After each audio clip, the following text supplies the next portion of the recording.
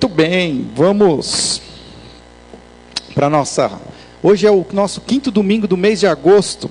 Nós estamos exatamente na metade da nossa série, As Parábolas de Jesus.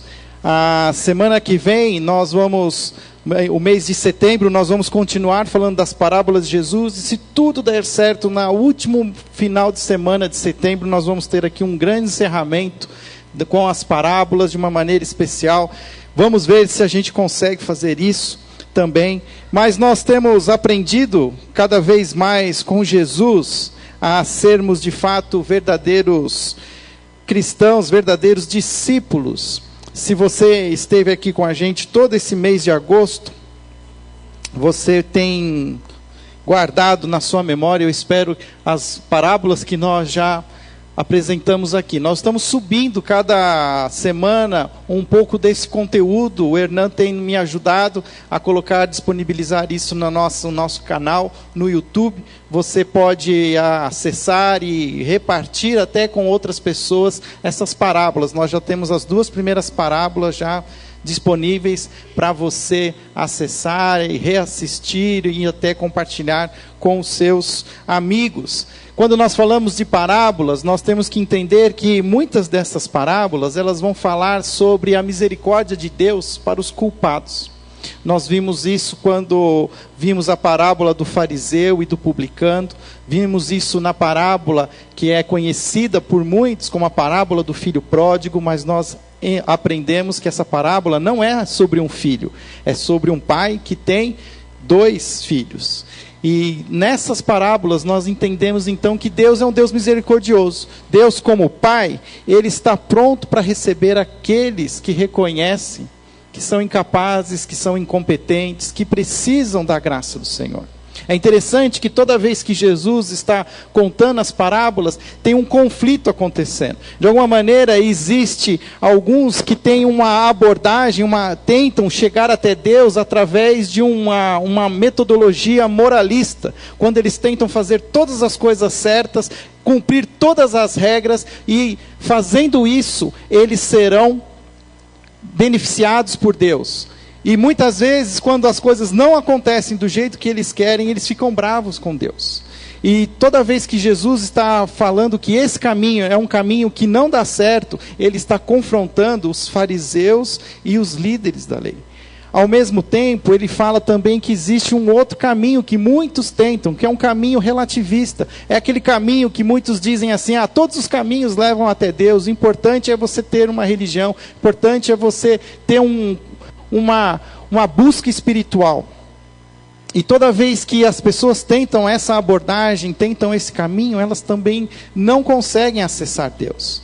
Mas quando elas percebem, elas voltam, elas entendem que existem 2 caminhos que são caminhos que não chegam até Deus, mas existe um terceiro caminho.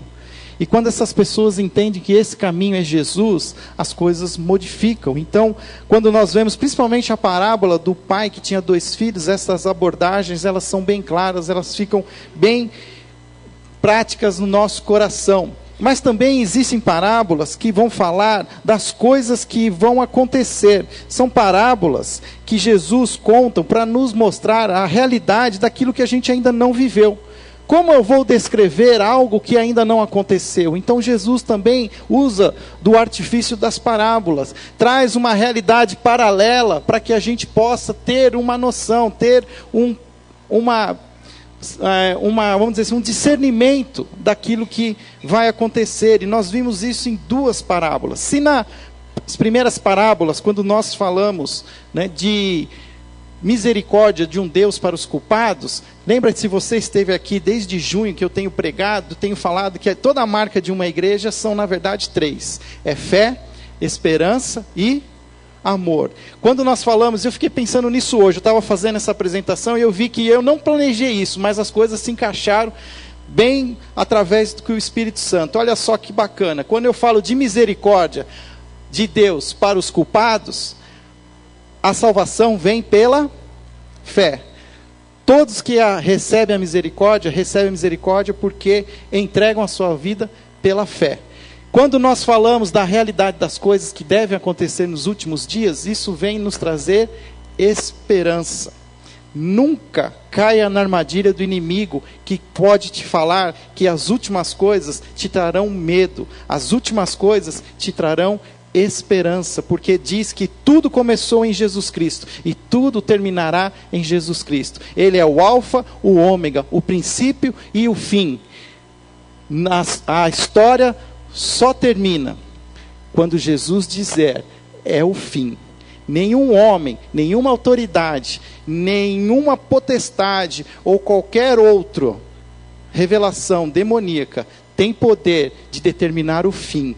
O fim é determinado por Jesus. E Jesus conta as suas parábolas para que a gente tenha esperança. E nós ficamos cheios de esperança quando nós ouvimos sobre as bodas.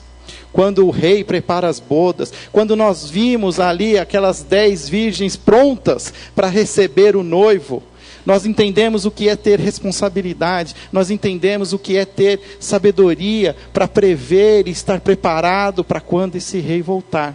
Tudo isso é esperança. Se nós falamos de fé, nós falamos de esperança. Fábio, cadê o amor? Jesus também fala de amor através das parábolas. Jesus fala de como viver, como deve viver um discípulo, viver como um discípulo. E um discípulo vive refletindo quem? O amor.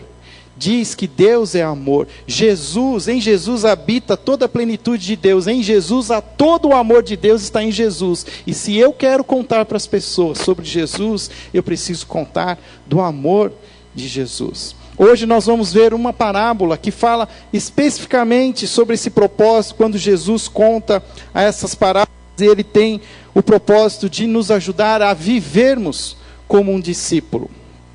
Por isso eu quero que você abra sua Bíblia em Lucas, capítulo 10.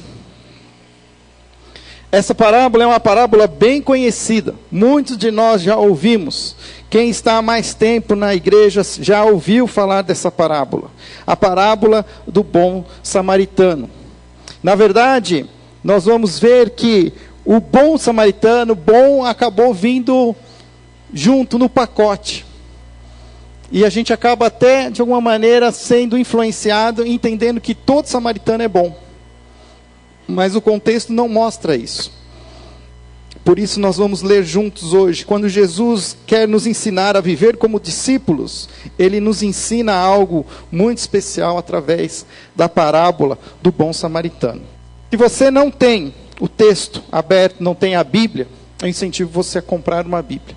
Nós aqui entendemos que toda palavra, toda revelação dada por Deus está aqui nesta Bíblia, está na revelação das Escrituras. Por isso, se você tem um dispositivo móvel, você tem um celular, você tem um iPad, baixe um aplicativo da Bíblia. Eu aprendi aqui, tem até um aplicativo aqui que ele me narra a Bíblia com a narração do Cid Moreira. Eu até fico ouvindo, o Cid Moreira me acompanha muitas vezes aqui, né? O Senhor é o meu pastor, de nada me faltará.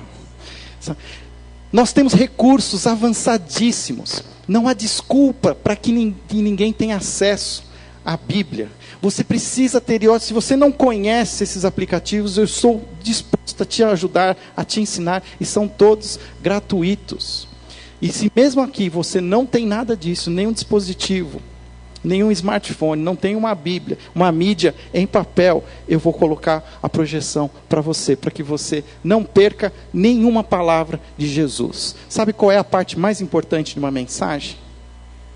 É a própria palavra de Deus. Não tem nada que eu possa falar que não seja aquilo que já está na Bíblia. Não tem nada que eu possa aqui dizer e florear que seja mais importante do que aquilo que está na palavra de Deus. Por isso é tão importante você trazer a sua Bíblia. É tão importante você grifá-la, marcá-la, porque tudo que você precisa para viver a vida cristã que Deus deseja que você viva, já foi revelado.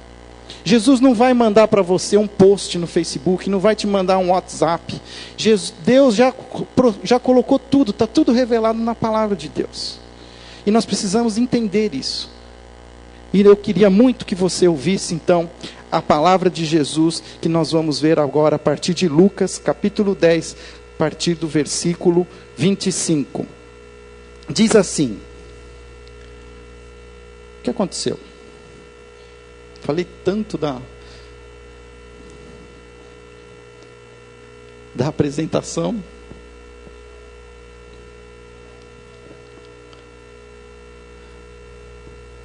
Enquanto isso eu bebo água. Aí, agora vai. Certa ocasião, um perito da lei levantou-se para pôr Jesus à prova e lhe perguntou: Mestre, o que preciso fazer para herdar a vida eterna? O que está escrito na lei? Jesus respondeu. Como você a lê? E ele respondeu: ame o Senhor, o seu Deus, de todo o seu coração, de toda a sua alma, de todas as suas forças, de todo o seu entendimento. Ame o seu próximo como a si mesmo. Disse Jesus: você respondeu corretamente, faça isso e viverá. Mas ele, querendo justificar-se, perguntou a Jesus: e quem é o meu próximo? Em resposta, disse Jesus: um homem descia de Jerusalém para Jericó. Opa, esqueci de mudar. Quando caiu nas mãos de assaltante, eles lhe tiraram as roupas, espancaram-no e se foram, deixando-o quase morto. Aconteceu estar descendo pela mesma estrada um sacerdote. Quando viu o homem, passou pelo outro lado. E assim também um levita, quando chegou ao lugar e o viu, passou pelo outro lado.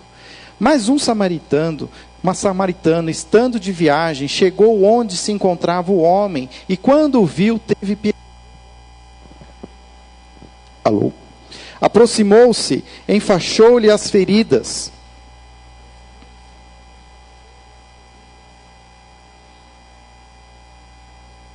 Derramando nelas vinho e óleo, depois colocou-o sobre o seu próprio animal, levou-o para uma hospedaria e cuidou dele.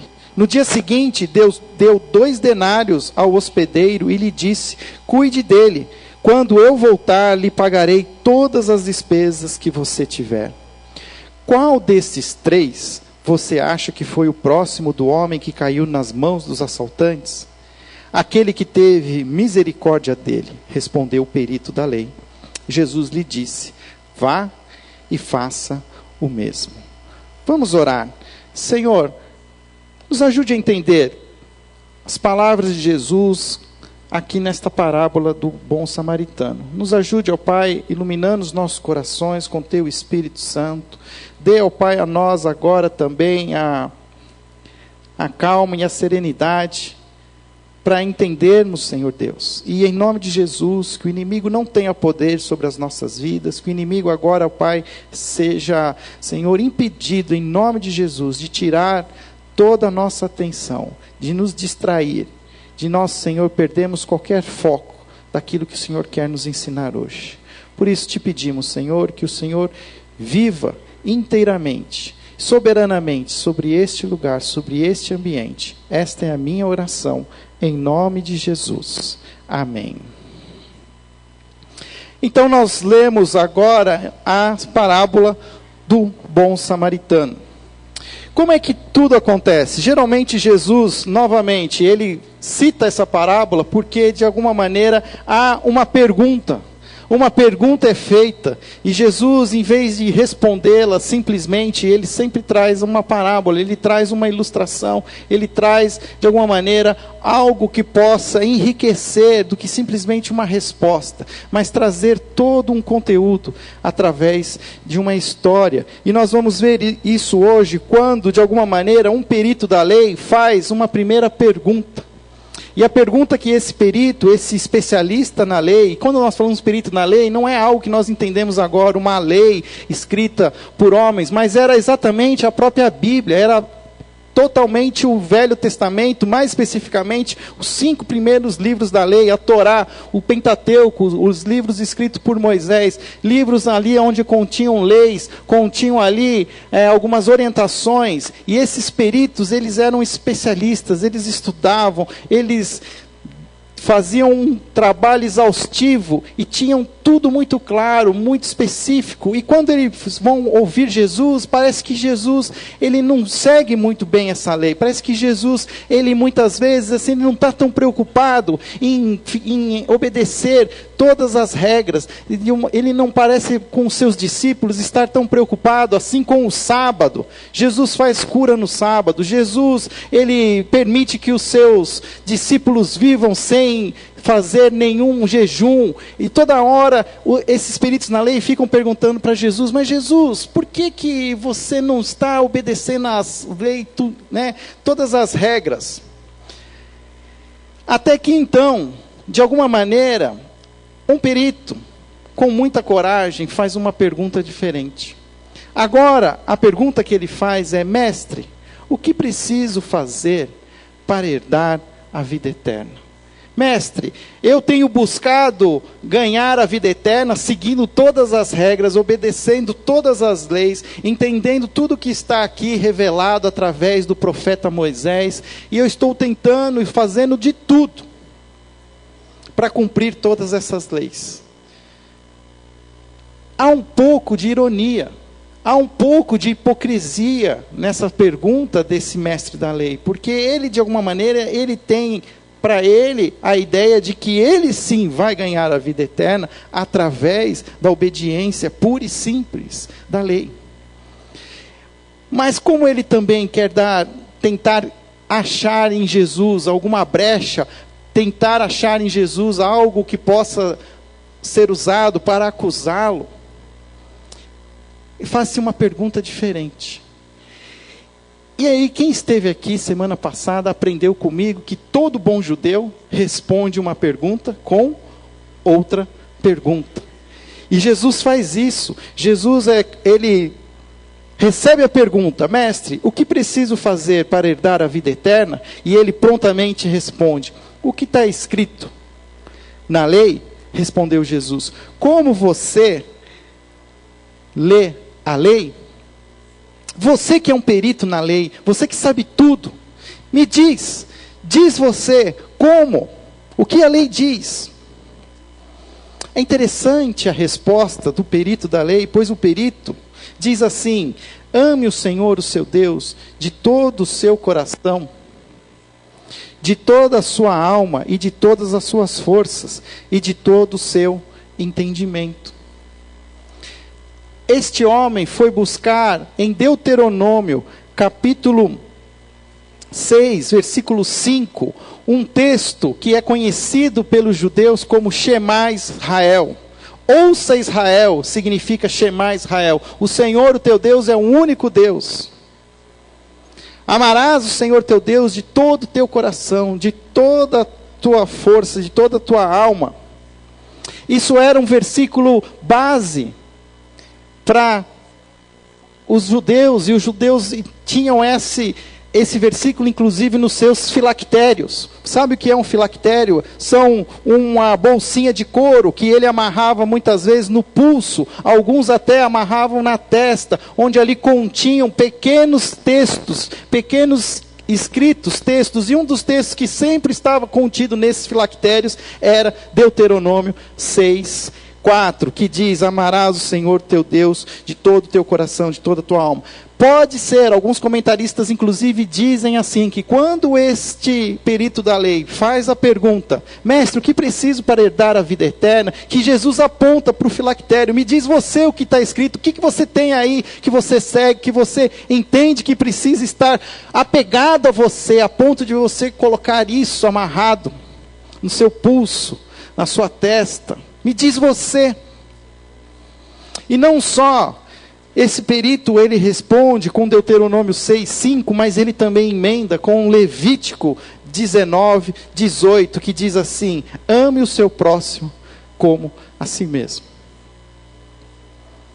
Se você já conhece o Evangelho, se você já ouviu as palavras de Jesus, Jesus também um dia foi questionado, perguntando para ele: mestre, de todos os mandamentos, qual é o mais importante? E Jesus responde exatamente estes versículos. Jesus responde através de Deuteronômio 6:4 e através de Levítico 19:18. Amarás o Senhor teu Deus de todo o teu coração, de toda a tua alma e de todo o teu entendimento. Jesus até coloca entendimento, dizendo assim, olha, é preciso raciocinar. Não é só emoção, mas amar a Deus é algo que nós fazemos com convicção, como uma escolha. E Jesus emenda Levítico 19:18. Amarás o teu próximo como a ti mesmo. Provavelmente esse mesmo perito da lei já vinha acompanhando Jesus, já vinha ouvindo Jesus dizer que esses são os mandamentos. E como um cara que quer obedecer todos os mandamentos, falou, opa, isso aí eu preciso. Ele pegou lá sua caneta lá e escreveu. Então quer dizer que da lei, de tudo que eu preciso cumprir, esses são os mais importantes. Esse perito sabia, ele tinha conhecimento. Ele sabia aquilo que de alguma maneira o faria estar mais próximo, estaria a achar esse caminho para chegar até Deus, amando a Deus de todo o coração e amando o próximo como a ti mesmo.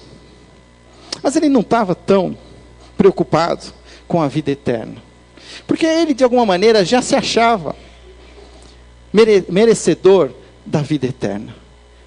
Ele não conseguiu pegar Jesus numa pegadinha teológica, mas ele emenda uma outra questão que todo judeu discutia, e discutia sem fim. A grande pergunta que todo judeu, quando lia Levítico 19:18, que diz, amarás o teu próximo como a ti mesmo, é a pergunta que não queria calar. Quem é o meu próximo?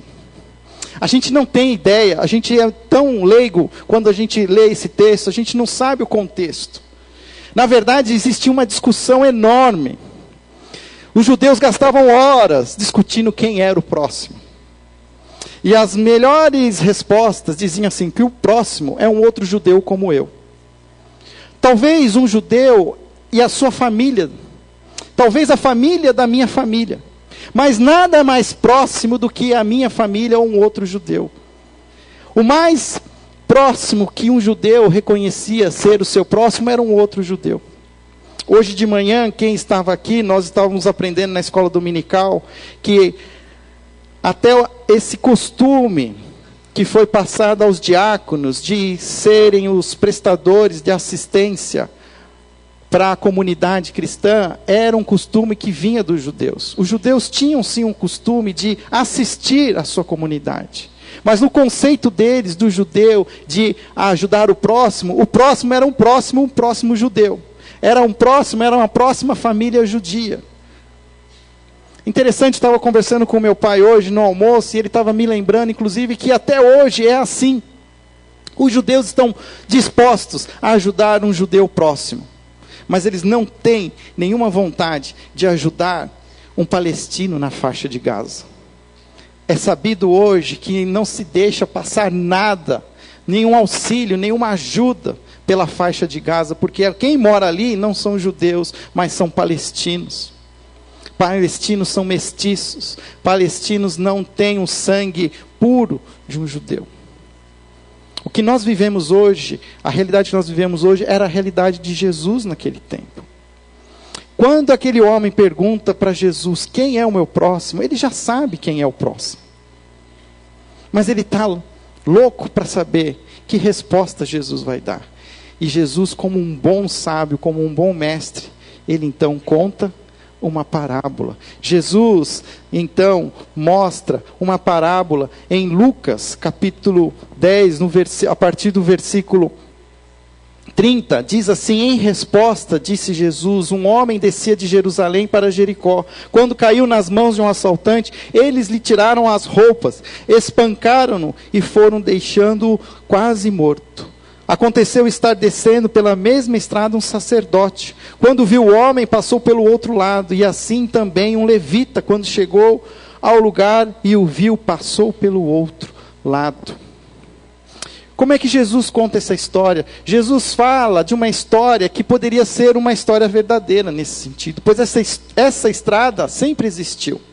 Essa estrada era conhecida até mesmo no início da era cristã como a estrada sangrenta. Uma estrada era como se fosse uma descida de uma serra, onde se descia de Jerusalém em sentido a Jericó. 1.200 metros era preciso descer. Era uma estrada de desfiladeiro, uma estrada que não era como as que nós temos hoje, apesar de serem pedagiadas muito boas, mas eram estradas cheias de curva. Eram estradas pedregosas, perigosas, estradas onde em qualquer curva poderia estar escondido um assaltante. Interessante, né, que as nossas estradas, apesar de todas as suas infraestruturas, também estão cheias de assaltantes. Parece que as realidades não mudam. E Jesus conta então essa história, colocando como pano de fundo uma estrada conhecida, a estrada que ligava Jerusalém a Jericó. E diz que tinha um homem, e não se identifica esse homem, diz que esse homem fez essa travessia de uma maneira até mesmo imprudente, pois era sabido que era imprudente se passar por uma estrada dessa, sem companhia, sem estar junto com outras pessoas. Era perigoso, o risco de ser assaltado era muito grande. E de fato isso acontece. O texto deixa claro, e Jesus conta, que ele não só é roubado, mas também é espancado. E deixam ali semi-morto, jogado ao relento.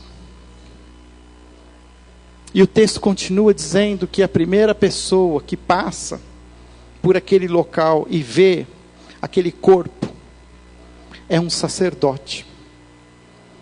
Jesus propositalmente escolhe a figura de um sacerdote. O sacerdote, ele era alguém que tinha um título, mas mais que um título, ele tinha uma função. Ele tinha a função de levar as orações dos homens até Deus. Ele era aquele que tinha a possibilidade de entrar no altar, no Santo dos Santos. Esse sacerdote tinha uma função eclesiástica. Era alguém bem visto na sua sociedade. Ele usava roupas especiais. Todo sacerdote era reconhecido. E o texto, quando Jesus conta a história, diz que esse sacerdote viu o homem e passou para o outro lado. Ao ver aquele homem ali estendido, ele simplesmente desvia o seu caminho. Alguns comentaristas dizem que uma das probabilidades era que todo sacerdote precisava manter-se puro. E ao ver um corpo estendido, provavelmente ele poderia, como a Bíblia diz, que ele estava ali praticamente morto, ele poderia ter a visão de que aquela pessoa já estava morta. E se ele fosse acudir, tocar naquela pessoa morta, ele estaria impuro e não poderia ser, na verdade, trabalhar dentro dos cerimoniais. Ele ficaria impuro, teria que fazer todo um processo de purificação que o impediria de trabalhar nos cerimoniais. Também aconteceria uma outra coisa. Se ele acolhesse aquele homem semi-morto e aquele homem viesse a morrer, pela lei dos judeus, ele era obrigado a enterrar aquele homem. Aquele homem mereceria ser enterrado. Isso daria muito trabalho. É melhor desviar a atenção, desviar o olhar e atravessar para o outro lado. Da mesma maneira, aconteceu com o levita. Quem é o levita? O levita é aquele que é responsável pela adoração, pelos cânticos. É também uma autoridade na comunidade judaica. É alguém que conhece as escrituras, é alguém que sabe todas as regras, que de alguma maneira ele era o mantenedor ali de toda a adoração, ele era aqueles que tocavam os instrumentos para adorar o Deus nas sinagogas e no templo. Mas da mesma maneira, esse levita desvia a atenção, não só desvia o olhar, mas ele se desvia do caminho. E Jesus, então, fala de um terceiro homem. Um terceiro homem também passa naquela estrada. E esse homem, ele chama de samaritano. De novo, nós olhamos a parábola e nós já entendemos que esse homem é um homem bom. Tanto que a parábola chama bom samaritano. Mas os judeus não gostam dos samaritanos. Jesus estava fazendo uma provocação tremenda ao contar essa história. Ele estava dizendo assim, que aquele que ninguém imaginaria, aquele que todo mundo imaginaria que não só antes de atravessar, mas daria um chute naquela pessoa e daria assim, bem feito, você mereceu, porque você foi imprudente, quem mandou você estar aqui? E provavelmente esse homem era um judeu que estava ali semi-morto. O samaritano tinha toda a oportunidade agora de se vingar, de chutar aquele homem moribundo, como os samaritanos eram chutados pelos judeus. O status de um samaritano era o status de um cão para um judeu. Nós sabemos um pouquinho sobre isso, porque nós temos a história da mulher samaritana. E o João deixa bem claro que os judeus não se davam bem com os samaritanos. Samaritanos também eram um povo mestiço, era um povo que habitava no meio da Palestina, entre a Galileia e a Judéia. E esse povo era um povo miscigenado, era um povo que foi misturado, seu sangue não era um puro, não era remanescente puro de Israel. E além disso, eles ainda tomaram uma decisão de fazer a adoração deles não em Jerusalém. Eles adoravam o mesmo Deus, mas não decidiram adorar não em Jerusalém, decidiram adorar num monte em Samaria, chamado Gerazim. Eles tinham toda uma prática religiosa diferente, os judeus não toleravam isso. Os judeus achavam que os samaritanos estavam quebrando todas as regras, que os samaritanos estavam tentando chegar até Deus através de um caminho relativista. Olha só como de novo as abordagens aparecem. E Jesus escolhe o samaritano para mostrar para aquele perito da lei quem é o próximo. Se você ainda não tem consciência de quem é o samaritano, pense no corintiano. Ninguém gosta de corintiano, a não ser os próprios corintianos. Todo mundo acharia que um palmeirense, um nobre São Paulino, ou um bom pontepretano, representando a cidade de Campinas, faria uma boa ação, mas todos eles passam de largo. Mas o corintiano, aquele favelado, maloqueiro, está vendo como a gente entende a história? Porque era assim que eram considerados samaritanos. Samaritanos era a escória. Ninguém queria conversa com eles. E Jesus escolhe esse samaritano e diz, olha só como o texto é bonito. O texto diz que quando viu, versículo 33, mais um samaritano, estando de viagem, chegou onde se encontrava o homem. E quando viu, teve piedade dele. Aqui tem uma coisa que eu nunca tinha entendido e fui aprender faz pouco tempo. Sabe qual é a primeira ação de acolhimento que qualquer pessoa tem? É o olhar. Se você quer acolher alguém, a primeira coisa que você faz é olhar para a pessoa. E é justamente uma das coisas que a gente menos faz. A gente desvia a atenção, a gente não quer ver, a gente muda de faixa, a gente sobe o vidro do nosso carro. Eu fiquei pensando eu tenho aprendido sobre o olhar, como o olhar é importante. Quando um bebê nasce, o que a sua mãe mais quer ver é o seu bebê. Aquele primeiro contato da mãe com o bebê não é no peito, mas é no olhar. Os olhares acolhem, você acolhe, e quando você quer falar com seu filho, você é capaz de até se abaixar para poder ficar na altura dos olhos. O contato visual é importante, e aqui o samaritano faz isso. O samaritano vê e tem piedade, ele se rebaixa para acolher aquele homem moribundo. Isso é muito bonito. Jesus está dando uma lição naqueles fariseus, naqueles mestres da lei. E não só a lição se torna ainda mais humilhante, porque na história diz assim que aproximou-se e enfaixou as suas feridas, derramando nele vinho e óleo, depois colocou sobre o próprio animal e levou a uma hospedaria e cuidou dele. No dia seguinte deu 2 denários ao hóspede e lhe disse, cuide dele, quando eu voltar lhe pagarei todas as despesas. O samaritano não só acolheu com o seu olhar, mas acolheu com aquilo que ele tinha de mais precioso, que era o seu óleo e o óleo e vinho. Esparramou nas feridas. Você já foi ver quanto está custando 1 litro de azeite? O samaritano derrama o seu azeite nas feridas daquele moribundo. O samaritano coloca aquele moribundo no seu meio de locomoção. Já pensou colocar um moribundo dentro do nosso carro com banco de couro? Aquele estofamento. O samaritano fez isso. O samaritano gastou o seu dinheiro, bancou a hospedagem, 2 diárias do trabalhador braçal, uma faxineira que trabalha na minha casa, eu pago para ela R$110 para cada faxina. Eu só mando então por causa disso a cada 15 dias que ela vem. Aproximadamente esse homem já deu R$220 e bancou. E sabe por que eu entendo que esse homem moribundo era um judeu? Porque ele foi aceito na hospedaria de um judeu. O caminho era um caminho onde moravam judeus. A hospedaria seria uma hospedaria de judeus, porque se fosse uma hospedaria de samaritanos, não seria acolhido. Então, o samaritano cuida de um judeu. Essa história, ela é humilhante para aqueles peritos da lei. A ponto que Jesus, no final, faz a pergunta que não quer calar. E diz: qual desses 3 você acha que foi o próximo do homem que caiu nas mãos dos assaltantes?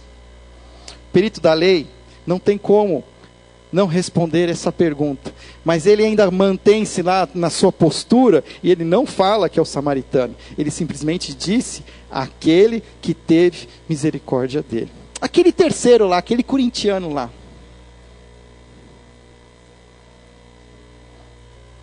Qual desses 3 você acha que foi o próximo do homem que caiu nas mãos dos assaltantes? E ele responde: aquele que teve misericórdia dele. Respondeu o perito da lei. E Jesus lhe disse: vá e faça o mesmo. Aqui tem uma diferença na resposta de Jesus. A primeira resposta, quando Jesus dá, quando ele, esse perito da lei, responde sobre os mandamentos, ele diz lá, Jesus fica claro e diz assim para ele, quando ele responde certo: faça isso e viverá. Obedeça os mandamentos, ame o Senhor teu Deus de todo o teu coração e ao próximo como a ti mesmo e viverás. Interessante que agora Jesus responde diferente. Jesus fala assim, vá e faça o mesmo. Ele não inclui o viverás, porque a ação social não salva ninguém. A ação social é um cumprimento de quem já é salvo, de quem já entendeu quem é Jesus, de quem já entendeu quem é o seu próximo. Então a coisa mais natural que ele faz é cuidar do próximo e fazer como Jesus fazia, mas isso não é condição para ele viver. A vida toda que ele precisa viver já habita nele, não tem nada que ele faça, não tem uma boa ação que vai fazer com que ele ganhe mais um ponto com Jesus, que faça com que ele ganhe uma estrelinha lá no quadro dele, lá no céu, que ele ganhe uma nota melhor, ou um apontamento, um asterisco. Não tem nada, nenhuma ação social vai fazer de nós melhores. Mas é uma obrigação. É repartindo o amor que as pessoas podem saber quem é Jesus. É interessante nós vermos isso daí, porque isso me ajuda com 3 lições bem práticas que eu preciso aqui repassar com vocês. A primeira lição é que nós devemos ajudar os outros, embora tenham culpa do que lhes aconteceu. É muito fácil eu justificar não ajudar as pessoas. Ah, mas ele fez isso porque ele merece. Ele está sofrendo a consequência do pecado dele. Eu não vou ajudar porque ele foi inconsequente. Quem mandou ele andar nessa estrada sozinho? Eu falei que era perigoso. Eu te disse. Mas desculpa tem para tudo. E o que nós temos aprendido, e a parábola do bom samaritano me ajuda a entender que eu não vou entrar no mérito da justiça. Se merece ou não merece, eu vou ajudar. Eu tenho uma prática bem interessante. Às vezes vem alguém pedir para mim dinheiro.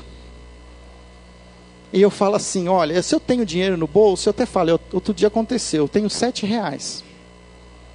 Eu posso te dar. Mas eu queria que você soubesse o seguinte, quem me deu esse dinheiro foi Deus. Deus me deu para o meu sustento, mas eu posso repartir, porque se Deus me deu, eu posso repartir. Mas sabe que esse dinheiro é de Deus. Você olha como você vai usar. Eu vou te dar com o meu amor, mas cuidado, ele pode virar maldição na sua mão. A justiça não é minha, eu fiz a minha parte. Interessante que ninguém volta para pedir dinheiro de novo. Mas eu não tenho que entrar no mérito, porque daí eu quero ser o juiz, eu já quero declarar a sentença. Você não merece. De novo, outra vez. Não. Não importa. Não importa se as pessoas são, de alguma maneira, vítimas do seu próprio pecado, são inconsequentes. A parábola do bom samaritano deixa bem claro que nós precisamos ajudar as pessoas, embora elas tenham culpa do que lhes aconteceu. A segunda lição, que é super importante, que eu preciso aprender, não posso esquecer, é que qualquer pessoa de qualquer nação que está em necessidade é o nosso próximo. O judeu não tinha essa ideia. Para o judeu, o próximo era o próximo judeu com quem ele se encontrasse. Mas todo cristão, todo discípulo de Jesus, precisa entender que qualquer pessoa pode se tornar o próximo. E que não sou eu quem escolhe. Mas as pessoas que se aproximam de mim são as pessoas que Deus deseja que de alguma maneira eu reparta com elas, que eu as abençoe, que eu as ajude. Qualquer pessoa de qualquer nação que está em necessidade é o meu próximo.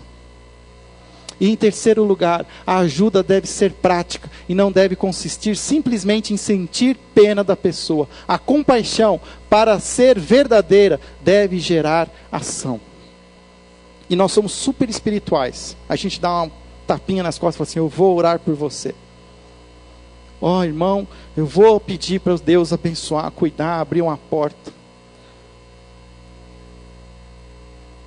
Mas nós temos aprendido que muitas vezes acolher o próximo é ver essas pessoas. Sabe o que existe hoje dentro das cidades, principalmente as grandes cidades? Existem as pessoas invisíveis. As pessoas que nós fingimos que não existem. As pessoas que nós mudamos de calçada para não encontrarmos com elas. Pessoas que nós não conhecemos. Não sabemos o seu nome, não sabemos a sua história, mas nós temos sempre um título para dar, ou fulano de tal, ou... E eu preciso mudar essa atitude, eu preciso ser sensível. Se nós queremos ser uma igreja de fé, de esperança e de amor, eu preciso ser uma igreja que tenha compaixão, uma igreja que tenha ação, que faça algo. É interessante porque estava lendo alguns comentários e me veio essa frase desse psicanalista suíço, Jung. E olha a frase que ele diz, a frase diz assim: conheça todas as teorias, domine todas as técnicas, mas ao tocar uma alma humana, seja apenas outra alma humana. Eu não preciso saber nada, eu não preciso ter nada. Eu preciso ser humano. Deus me chamou como um salvo em Jesus Cristo para ser quem eu sou e repartir quem eu sou com as outras pessoas. Eu fiquei olhando essa frase. E o que Deus fez? Deus se tornou humano. Inteiramente humano. Corpo, alma e espírito. Jesus Cristo, 100% Deus, mas 100% homem. Viveu entre nós como alma humana e tocou as nossas almas. Jesus, o Filho de Deus, é o nosso maior exemplo. Porque todo aquele que nele crê, não pereça, mas tenha a vida eterna. Deus amou o mundo de tal maneira que deu seu único Filho. Transformou ele em uma pessoa humana, para que ele viesse e tocasse as nossas almas. E como alguém que é tocado por Jesus, eu agora tenho a missão de tocar as outras pessoas com a minha alma salva em Jesus Cristo. Pois tudo que eu preciso para viver a vida cristã, que Deus deseja de mim, já está em mim. Não é dinheiro, não é posse, não é bens. É o olhar. É o toque, é o não mudar de caminho, mas a coragem de ir mais além e se agachar, de se prostrar e manter o mesmo nível de conversa. Mas nós numa cidade, nós não temos paciência, nós temos pressa, nós temos compromissos, nós temos agendas. Nós não permitimos que a agenda de Deus controle a nossa agenda. Eu preciso mudar essa história. 1 João, capítulo 4, 19 a 21 diz assim: nós amamos porque Ele nos amou primeiro. Se alguém afirmar, eu amo a Deus, mas odiar o seu irmão é mentiroso. Pois quem não ama o seu irmão e a quem vê, não pode amar a Deus, a quem não vê. Ele nos deu esse mandamento: quem ama a Deus, ame também o seu irmão. Isso é muito sério. Isso é muito sério.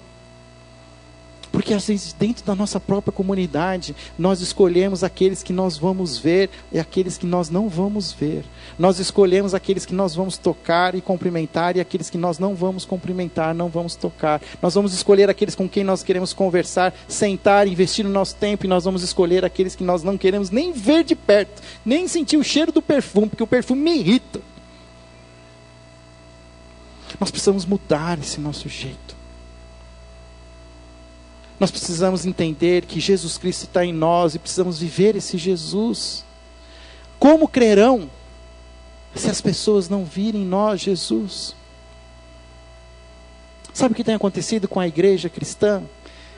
Ela tem sido vista lá fora como uma igreja de religiosos, uma igreja como de peritos na lei, que sabem tudo de Bíblia, mas não tem prática nenhuma. É importante conhecer, mas o conhecimento não traz salvação se não for através de Jesus Cristo. Toda a Bíblia aponta para Jesus. Eu preciso olhar a Bíblia como uma lâmpada que ilumina esse caminho e aponta para Cristo. Lâmpada para os meus pés é a tua palavra e luz para os meus caminhos. Jesus mesmo declarou: eu sou a luz do mundo. Sabe como eu tenho aprendido isso? Eu vou trazer aqui no aniversário da igreja um pastor que ele já confirmou, agora eu posso falar. Lembra que eu já falei do Carlos McCord, que é um pastor americano que eu ouço ele muito, e ele tem vivido aqui no Brasil? Ele já confirmou que ele vai estar aqui no dia 4 de outubro, à noite aqui, para pregar. E ele me ensinou uma coisa. Ele falou assim: Fábio, pensa na sua igreja.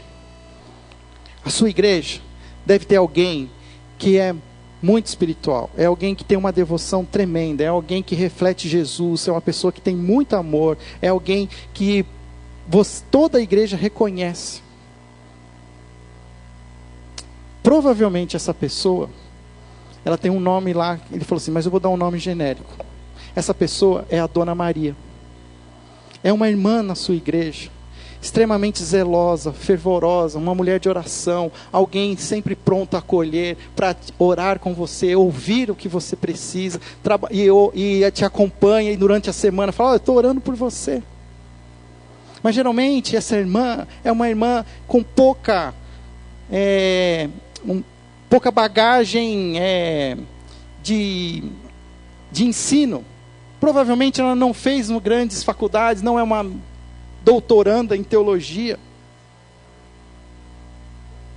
E por que muitas vezes a gente fica querendo ser especialistas na Bíblia, quando não é ser um especialista na Bíblia que nos faz pessoas diferentes?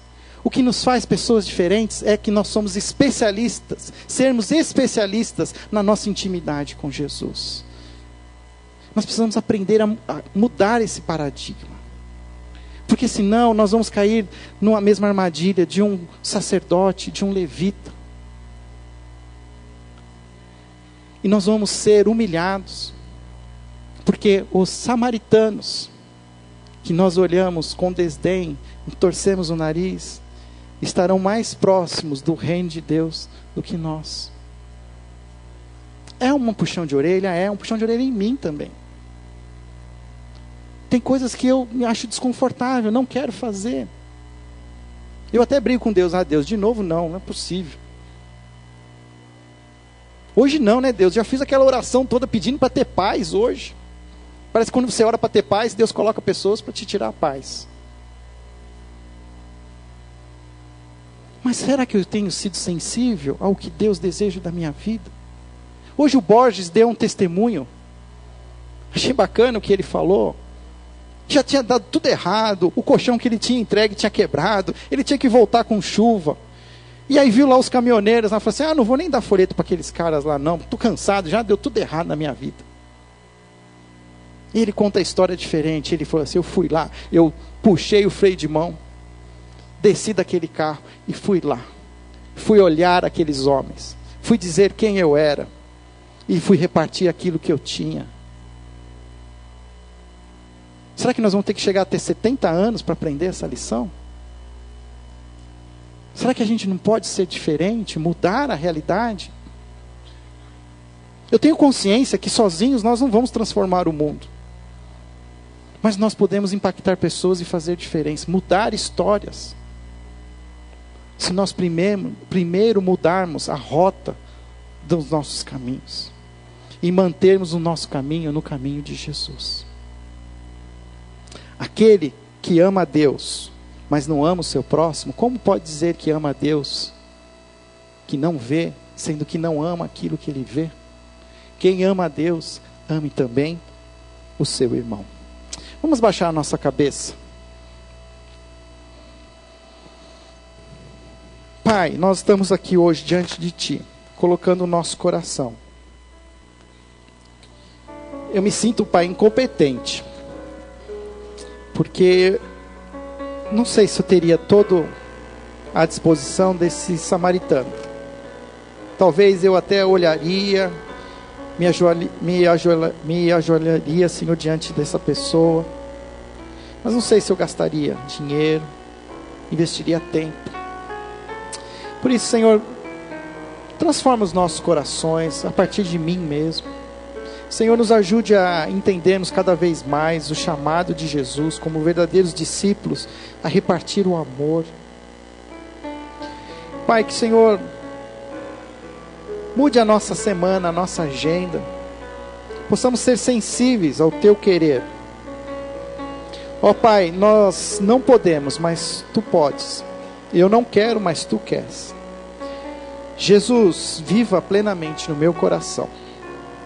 Essa é a minha oração, em nome de Jesus, amém.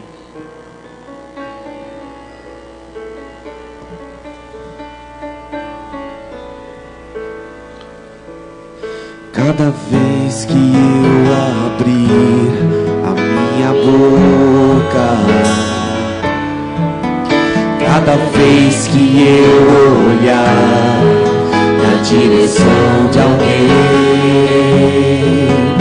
cada vez que passo a passo eu chegar em algum lugar, seja a Tua voz, sejam Teus olhos, sejam os Teus pés. Vamos ficar em pé, igreja.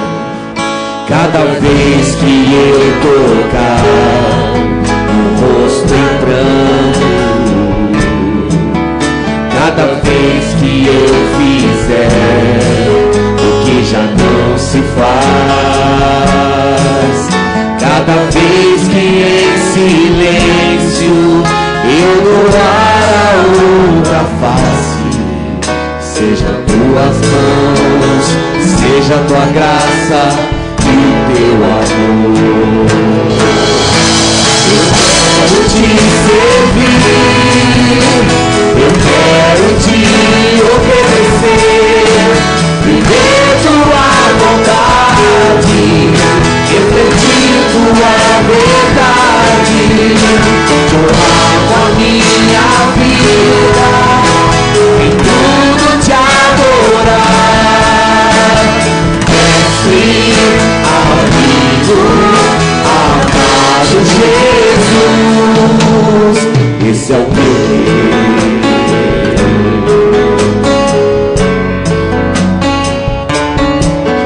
Cada vez que eu tocar no outro amigo, cada vez que eu fizer o que já não se faz, cada vez que em silêncio eu doar a outra face, sejam Tuas mãos, venha Tua graça e o Teu amor. Eu quero Te servir, eu quero